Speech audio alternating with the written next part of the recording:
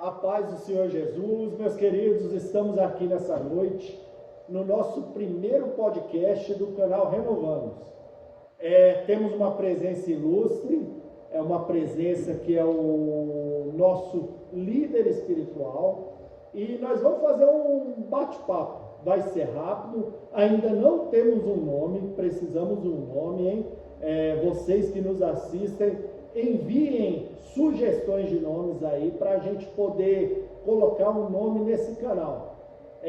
Primeiramente, quero apresentar para vocês nosso pastor Felipe Pereira de Paiva. Boa noite, Felipe. Boa noite, a paz do Senhor Jesus, Renovados. Estamos aqui e vai ser top, em nome de Jesus. Amém. Como é o nosso primeiro podcast, o primeiro bate-papo, nada mais justo que ter ele, né? Que é o nosso líder, que é o pastor da primeira igreja presbiteriana da cidade de Campanha. Então, para vocês que nos assistem, fiquem conosco, não esqueça de curtir, dar o like, o sininho, tudo que vocês puderem fazer aí para ajudar o nosso canal a crescer. Beleza? Beleza, pastor? Beleza. Vamos lá? Bora lá. Então, meu querido, além de meu pastor, meu cunhado, né? Mas nessa hora aqui não vai ter moleza não. Não vai ter moleza não. Primeiramente, fala pra gente quem é o pastor Felipe. Pastor Felipe é uma pessoa muito humilde, minha família é muito simples e jamais imaginava, né, estar na posição como pastor, e Deus foi direcionando, né, capacitando, e estamos aqui, né, nessa missão nobre, né, muitas guerras, batalhas, e é isso aí. Amém, pastor. Mas conta pra gente, não nasceu pastor, né? Que ninguém nasce pastor. Ninguém nasce pastor.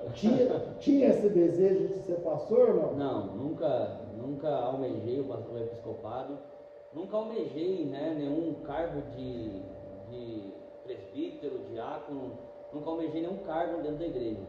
Nosso objetivo sempre foi música, né? A gente sempre louvava, sempre sendo direcionado, né, nos louvores, né? Eu sou músico desde a minha infância, então nunca imaginava que isso chegasse, né, a se concretizar. Apesar de que muitas profecias, né, foram direcionadas, mas eu achei que nunca fosse chegar esse tempo. E como é que antes de ser pastor, ser uma pessoa normal, né? Porque pastor é o anjo da igreja, né? Então, sim, antes disso, quem era o Felipe? Fui uma criança bem direcionada, né, pelos meus pais, né, sempre dentro da igreja. Porém, na minha adolescência eu, né, escolhi trilhar um caminho, né, meio obscuro. Acabei me envolvendo com amizades indesejadas, acabei me envolvendo com drogas e eu me vi no fundo do poço. Tive algumas propostas, né, do mundo mesmo, terríveis, e eu louvo ao Senhor porque eu sempre tive minha mãe, né, meus pais intercedendo por mim, e agradeço a Deus, né, por não ter me deixado, me apartar mesmo do aprisco. A gente pode considerar que você foi um adolescente normal. Adolescente normal e ou anormal. De certa forma rebelde. Porque eu acabava de sair de um culto, né? Mas pelo menos ia. Pelo menos ia. Nunca deixei de... Se sentia vazio? Muito. Muito vazio. Muito vazio. E ia por quê? Ia porque os meus pais, né, sempre me fizeram estar na igreja. Mas eu agradeço a Deus porque todas as vezes que eu estava no culto, Deus falava comigo. E mesmo eu saindo, né, para as festas, para os bailes, né, o Espírito Santo de Deus sempre me incomodava, sempre, né, me dava aquele choque de realidade, né, que naquele ambiente não era para mim. E como é que é uma dúvida de muitos, né? Tenho certeza disso. Como é que foi o primeiro seu chamado para pastor? Como é que apareceu? Porque eu te conheço já desde 1999. Sim. Sei que, pelo que eu vejo da sua pessoa, primeiramente você sempre teve muito amor pelas pessoas. Eu mesmo Apesar de você tentar me bater uma vez, mês passado, mas sempre teve muito amor pelas pessoas. Você acha que isso foi um canal ao que Deus olha para ser o chamado pastoral? Eu penso que, né, Deus ele escolhe desde do ventre mesmo, porque eu sempre fui muito, né, disposto a entregar o meu melhor às pessoas, independente do resultado, independente da reciprocidade, né, e por muitas vezes, né, por ter um coração muito disposto a abençoar, né, me vi em situações que de desespero até, porque a gente fazia tudo para poder abençoar a pessoa, para poder entregar o melhor a uma amizade, a alguma pessoa, e infelizmente não tinha reciprocidade. Mas, né, eu via Deus movendo em todos os aspectos, porque apesar de não ter o desejo do pastoreio, mas eu sempre tive, né, aquela vontade de ver pessoas, né, sendo lapidadas, movidas pelo poder que havia no nome de Jesus. Mesmo eu estando em uma situação difícil, eu via meu pai, né, pregando a palavra do Senhor, estando em uma situação, né, de decadência espiritual, vamos dizer assim, né? Meu pai com muitas limitações, mas mesmo assim nunca deixou de pregar, e aquilo me movia. Eu falava assim, gente, se meu pai está assim, está conseguindo pregar, eu preciso também ter essa chama acesa no meu coração. E assim foi, né, Deus despertando, e de repente Deus vinha falando através de vários profetas, né, desde quando eu era novo ainda, e eu nunca acreditava. Eu falava assim, isso não é para mim não, acho que não é meu chamado. E aí quando foi no ano de 2015, a missionária Ruth Antunes, né, esposa do pastor Luiz Antunes, que foi pastor dessa igreja.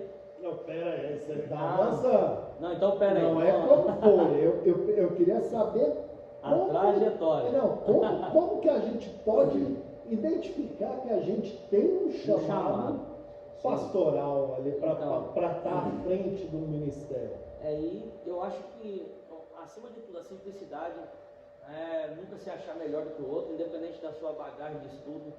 Eu nunca me achei capaz de nada, até hoje eu não tenho capacidade de nada, eu não me acho capaz de nada, e eu vejo que muitas pessoas confiam no seu conhecimento, no seu potencial de conhecimento, na sua bagagem, né, da vida, né, de estudos, mas eu creio que quando Deus chama, quem capacita é Deus. Literalmente, eu sou prova viva de quem dá a instrução, quem dá a direção é Jesus Cristo. Não tem Amém, pastor. Mas vamos voltar lá antes do pastoreado. Vendo a sua vida anterior, você acha que o fato de você estar na igreja, você era convertido ou convencido, mesmo estando na igreja, mesmo pregando, não, cantando, louvando ali com a música, você era convertido ou convencido? Eu era convencido. Eu estava apenas por estar. Essa é a grande realidade. Eu vinha no culto por uma certa forma, uma obrigação, porque meu pai nunca me deixou ficar em casa, eu tinha que vir no culto. Eu poderia ir para qualquer lugar que eu quisesse depois do culto, mas eu tinha que vir no culto de qualquer forma. Eu poderia estar em qualquer lugar, eu tinha que chegar no tempo hábil para poder vir, né, para estar cultuando. Isso incomodava? Muitas vezes eu cheguei a tocar até em situações deploráveis mesmo, né, até triste falar isso, mas cheguei, né, em certos cultos completamente, né, alucinado, né, à base de drogas, e isso me moía muito por dentro, tanto que em muitos cultos eu chorava de desespero de saber a situação que eu realmente estava. É difícil, né? E hoje a gente vê os jovens na igreja, por isso que o senhor acha que se identifica tanto com o sofrimento do jovem, com a vida do jovem hoje na igreja? É tenso, até a gente é muito questionado, né? Bombardeado. As pessoas acham que a gente pega muito leve com os jovens, mas não é porque a gente pega leve, é porque a gente crê que o Espírito Santo de Deus é que vai convencer do pecado, da justiça e do juízo. Eu tive um pastor que ele amou independente das barreiras. Ele sabia da minha situação, mas ele nunca me apontou como se eu fosse um fracassado, mas sempre depositou confiança e acreditava que Deus iria mudar a minha história. Eu acho que a gente precisa amar mais e julgar menos. A gente precisa ser um ombro amigo de verdade, porque o que falta hoje na geração atual são líderes dispostos a amar, né, as pessoas com suas limitações. Eu acho que a pessoa infelizmente quer que algo aconteça tipo da noite para o dia, e o cristianismo, ele é algo que é uma semente. Você vai, né, regando a semente, vai florescendo e vai acontecendo, né, com o tempo e com dedicação, né? A gente precisa querer também, porque muitas pessoas estão na igreja, mas não querem ser transformadas. Mas então a gente entende que você estava tentando fugir a todo custo. A todo custo. E aí, pastor, então diz pra gente como é que foi essa história aí de fugir do batismo? O que aconteceu? Pai do céu, essa é uma longa história, hein? A gente estava numa fase muito top, né? Com 11, 12 anos de idade, a gente teve... Não, top em que sentido? Top assim, a gente estava tipo naquele fervo assim da adolescência, né? De ir na igreja, de ter aquelas paquerinhas, e tinha o Silas na época aqui, que era o companheiro nosso, né? O pastor Laércio, então estava naquele movimento assim de muita juventude. Então quando me chamaram para, né, surgiu a disponibilidade para batismo, eu até fui preparado para batizar. Só que chegou lá, eu vi o peso da responsabilidade e sumi do ambiente de batismo, né? Fui lá pro ônibus e deixa o pau quebrar, não quebra a cabeça não, outra hora eu batizo.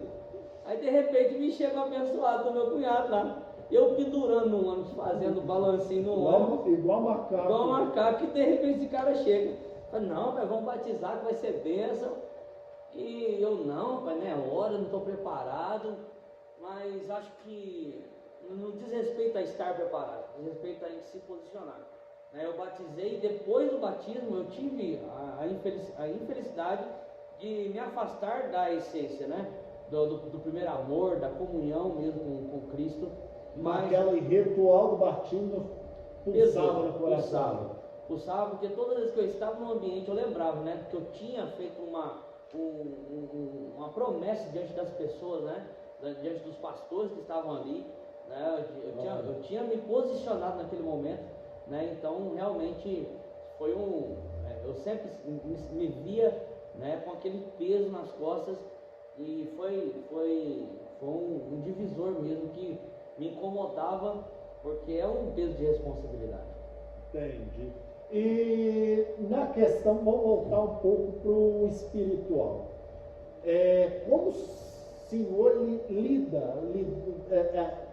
atua com as frustrações, os desafios de comandar o ministério? Porque a nossa igreja era uma igreja pequenininha, há muitos anos atrás. Sim. Depois da vinda do pastor para esse ministério, que também tentou fugir, viu? Sim. Ele estava em outro, foi embora para outro ministério. Sim. Aí vem para depois, ele vai contar como é que foi o retorno dele, mas como o senhor lida com esses desafios e as frustrações? São muitas também, né? São muitas. Na realidade, eu até numa conversa esses dias com um amigo, não diz respeito à minha capacidade, porque se eu fosse olhar a minha capacidade, a minha força, eu já teria desistido há muito tempo. Todas as vezes que eu me vejo mediante um desafio, eu me posiciono em jejum e oração, não que eu não faça isso com frequência, mas quando eu estou em guerra, eu jejuo com mais frequência, eu dedico um tempo a mais, de consagração, de dedicação, a estar alinhado mesmo com Cristo, porque se a gente não tiver Cristo no barco, infelizmente, a gente vê o índice, de pastores abandonando o ministério, o índice de pastores, até cometendo suicídio, devido, eu acho que a esse posicionar de busca mesmo do Espírito Santo, porque é só o Espírito Santo que nos faz avançar. E no caso, eu até comentei uma vez, eu acho que pastor é super-homem.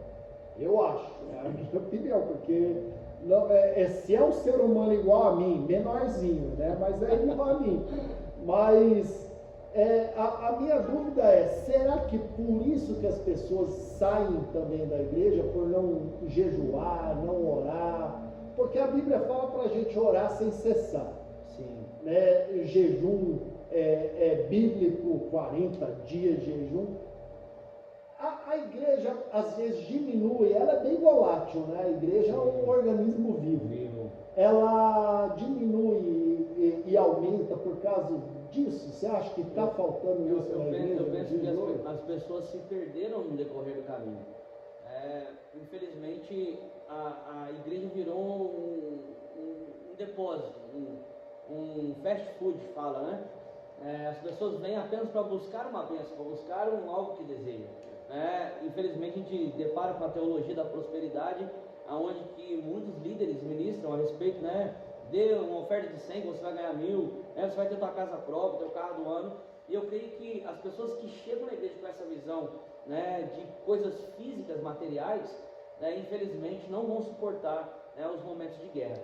Eu acho que a gente tem que estar na igreja para estar voltado a uma busca por Cristo mesmo, a sua pessoa, né, a pessoa de Cristo, né, viver como verdadeiramente um cristão. Se eu vivo para Cristo, automaticamente eu supero os desafios, as batalhas do dia a dia. Como membro da igreja, eu sei o que eu espero do meu pastor. E como pastor, o que o senhor espera da igreja?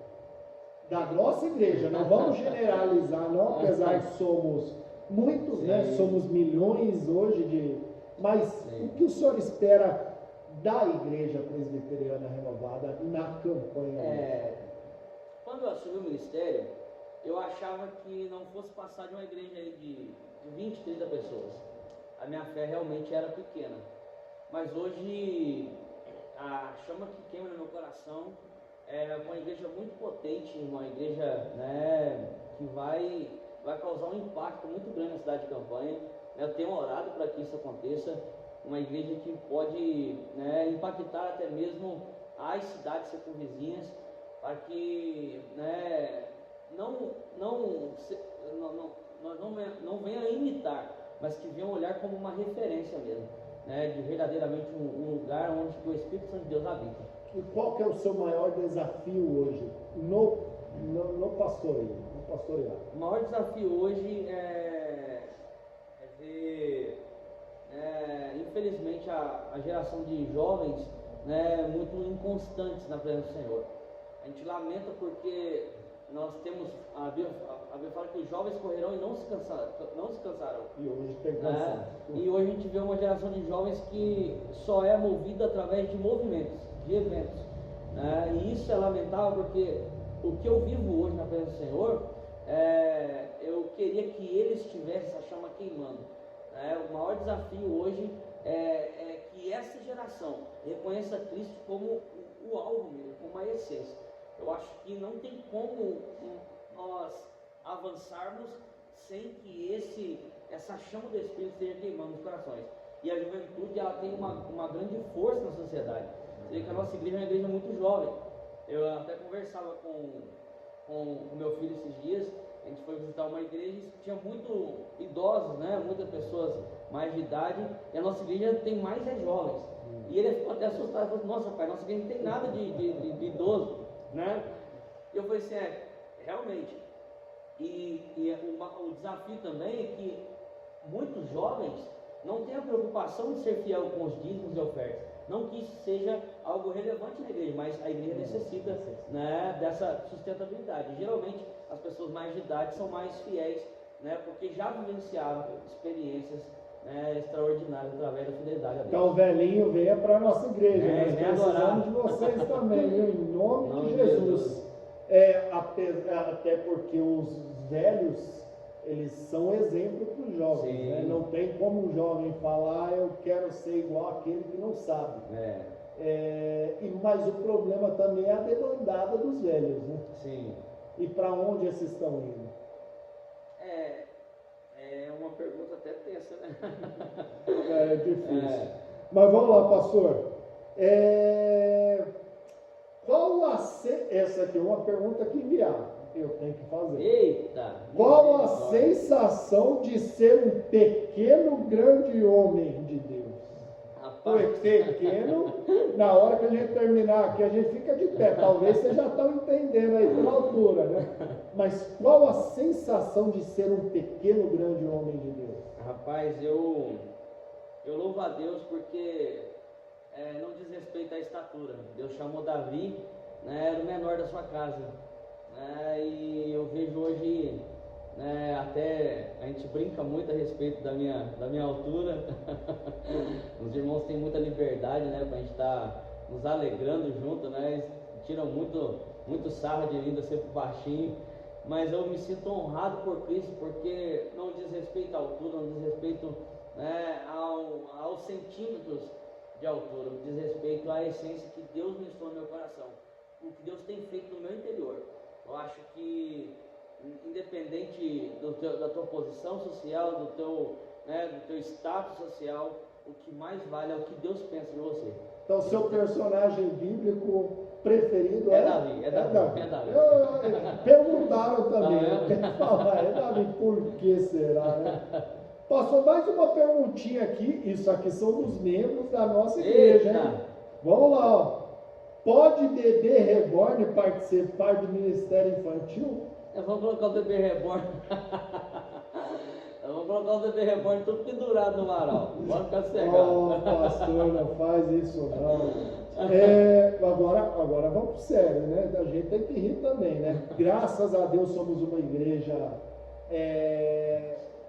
como a gente pode dizer, uma igreja feliz. Glória a Uma Deus. igreja feliz, uma igreja tradicional, porém a gente dá espaço para as pessoas, a gente dá espaço para você vir do jeito que você quiser vir, mas não permanecer do jeito que você veio. Qual a sua opinião sobre o cristianismo no Brasil hoje? Porque eu sei, se eu te conheci em 1999, Sim. então nasceu na igreja. Sim. Aquela época era uma outra igreja. Hoje eu vejo hoje uma igreja mais estruturada na palavra. Antigamente nós vivíamos uma religiosidade, né? Eu tenho essa base para mim hoje. Nós vivíamos um evangelho de pessoas religiosas que cumpriam o ritual.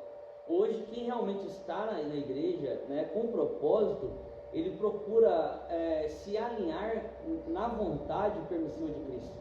Eu acho que a igreja ela cresceu em maturidade.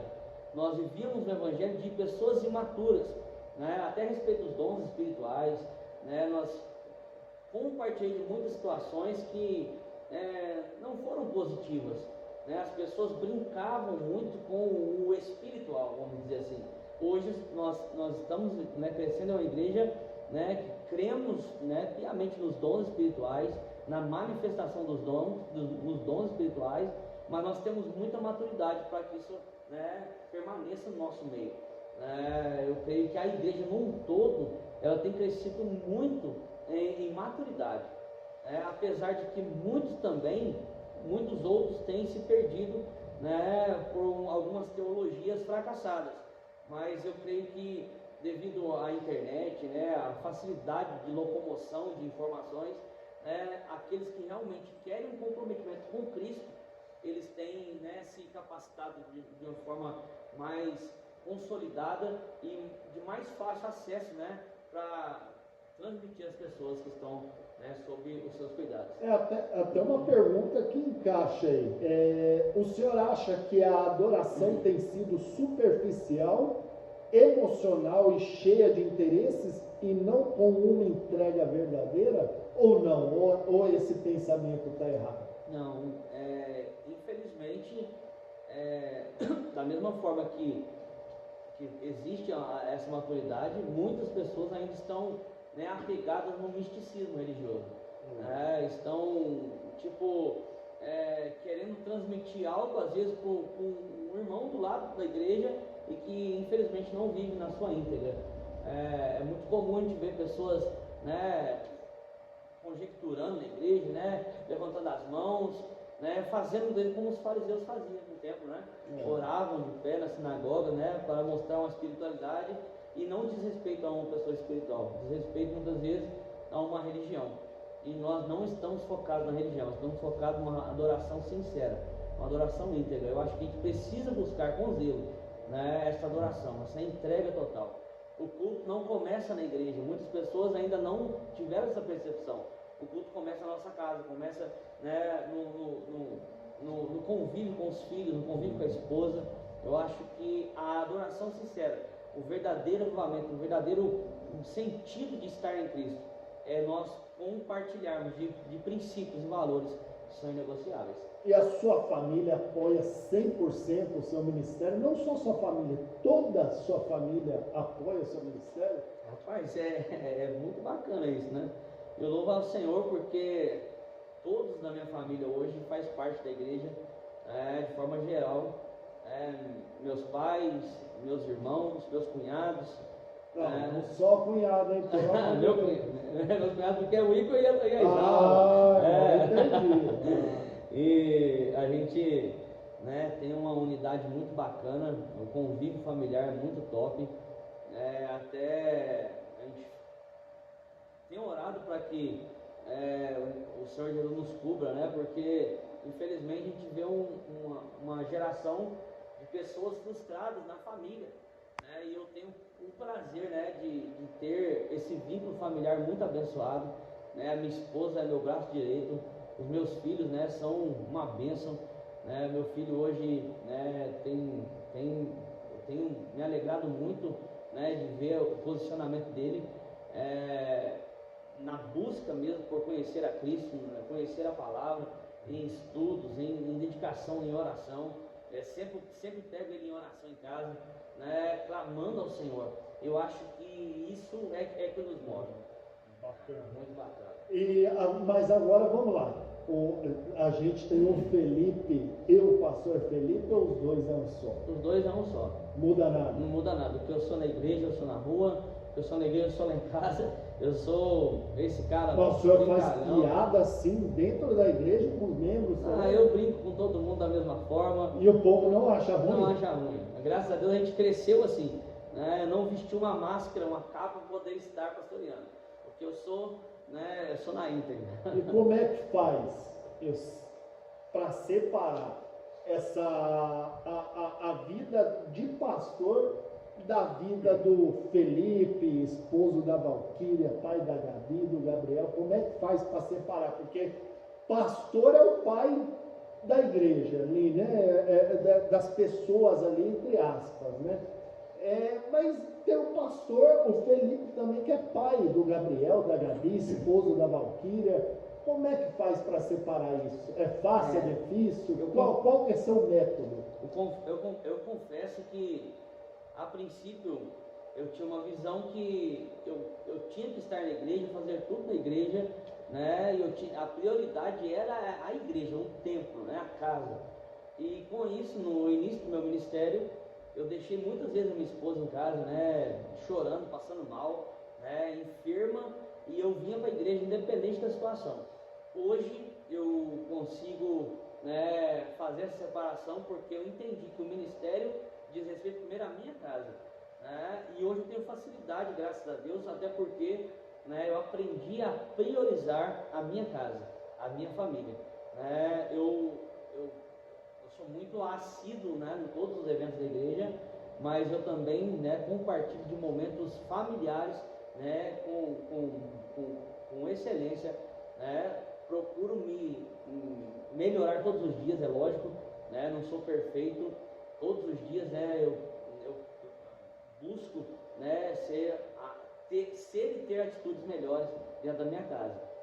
Quais os maiores erros, falando de pastor, para quem quer assumir essa posição aí, um dia dirigir a igreja, qual que é o maior erro que o senhor cometeu e que o senhor dá um conselho para a pessoa ali, para os irmãos que estão almejando isso aí? Porque não é errado almejar, né? Não é errado almejar. A Bíblia fala que feliz é aquele que almeja o episcopado. Né? Então, mas e aí? Qual que é aquele erro que o pastor cometeu que falou, gente, não façam isso? Eu tentei seguir essa linha na relação ministerial, não na família. Na família a gente já sabe. Mas na relação ministerial? Ministerial é um desafio diário. Um detalhe que a gente fica apreensivo é no dia a dia com os líderes, né, com as pessoas que estão à nossa volta, porque é Deus que coloca pessoas direcionadas no nosso caminho. E quando isso não acontece, a gente deposita confiança em pessoas que infelizmente não estão na mesma visão, no mesmo propósito. E com isso vem as frustrações. O princípio é a gente pedir orientação a Deus, né, o direcionamento, o discernimento, né, para separar pessoas, né, para o ministério. Separar pessoas que realmente estejam na mesma visão. Infelizmente, a gente acaba cometendo muito erro porque a gente vai pelo carisma, vai pela forma que te tratam.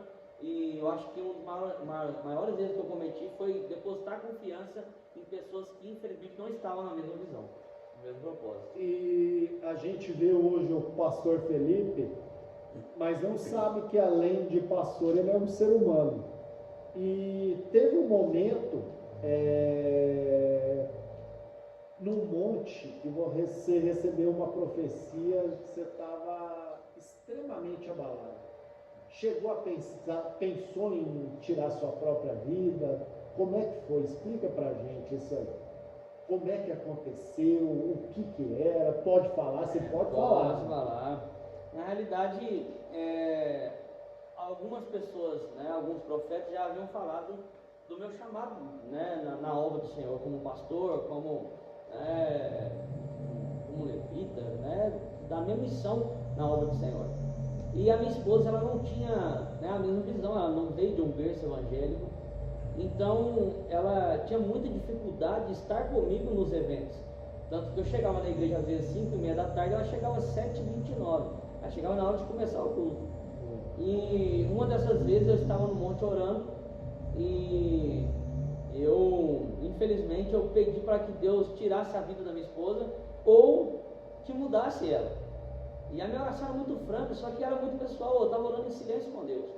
Aí Deus usou esse vaso, né? Não conheço, nunca nem vi, não, se eu encontrar ele hoje não sei quem foi, mas ele foi o próprio Deus falando mesmo de forma, né, direta comigo ali, e foi um acalento no meu coração, porque eu via Deus falando e ao mesmo tempo eu não via, né, o agir dele na minha casa.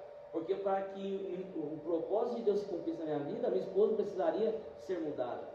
Né? E Deus usou esse homem para falar comigo lá no monte, eu morava em Belo Horizonte ainda, e ali, né, tudo que eu estava orando em silêncio, ele falou comigo, né, de forma muito real, assim, muito clara, né, não deixou sombra de dúvida.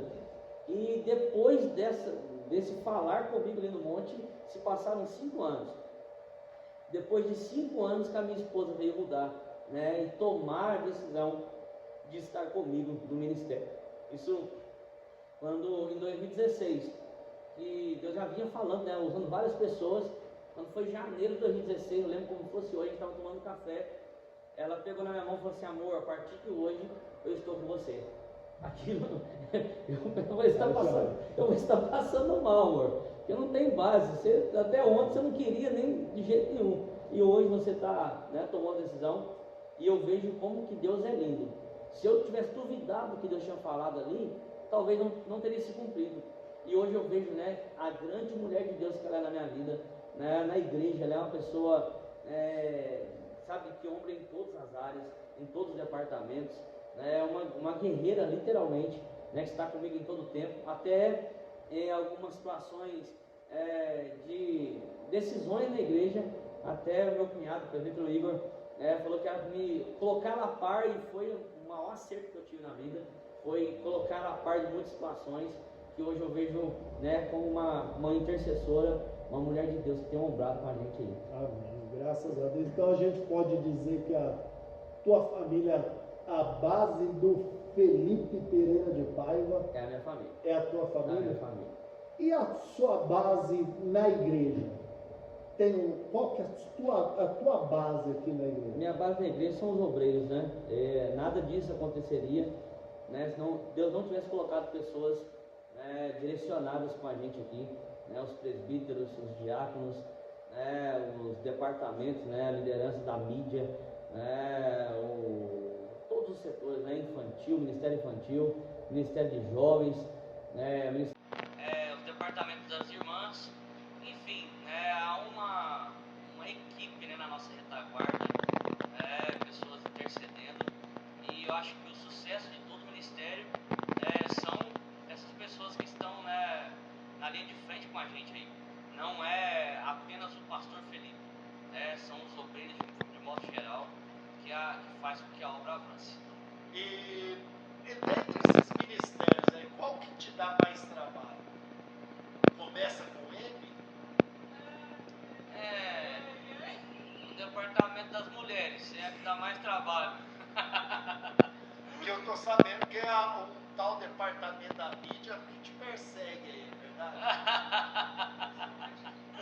A mídia é uma benção, a mídia a gente tá na luta para conseguir os equipamentos top aí, em nome de Jesus, e a gente vai lá. Mas falando sério, pastor, o senhor acha que a mídia na igreja é importante? É fundamental. Eu acho que o trabalho que a mídia executa na igreja é primordial, né, para a divulgação da igreja, divulgação, né, dos eventos. Eu acho que sem a mídia a igreja fica estagnada. É necessário a mídia, eu acho que não é necessário, ela é fundamental. Mas o senhor é a favor do cristão, do crente, assistir culto em casa? Não. Então a mídia faz esse papel? A mídia faz o papel de transmitir os eventos para aquelas pessoas que não conhecem a igreja ainda, né? Para que eles sintam a vontade, o desejo de estar aqui. Agora os membros da igreja precisam estar em unidade, né? Uma brasa longe do braseiro, ela apaga. O culto, né? O nosso culto racional precisa ser em unidade. O trabalho da mídia é essencial para quem não conhece ainda o trabalho. Entendi. Então, para a gente chegar nos nossos finalmente, pastor, fala para a gente aí,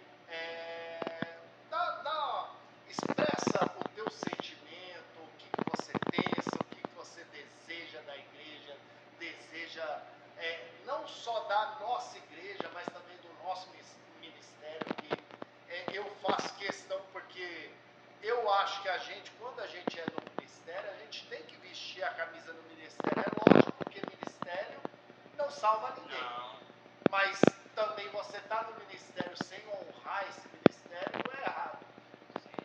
Manda um recado aí para as pessoas, para os desigrejados, para os que estão igrejados, mas não estão convencidos, não convertidos. Qual seria a sua palavra? Eu penso que nós precisamos nos posicionar. A placa da igreja não diz respeito a quem você é. O que diz respeito a que você é Cristo Jesus na sua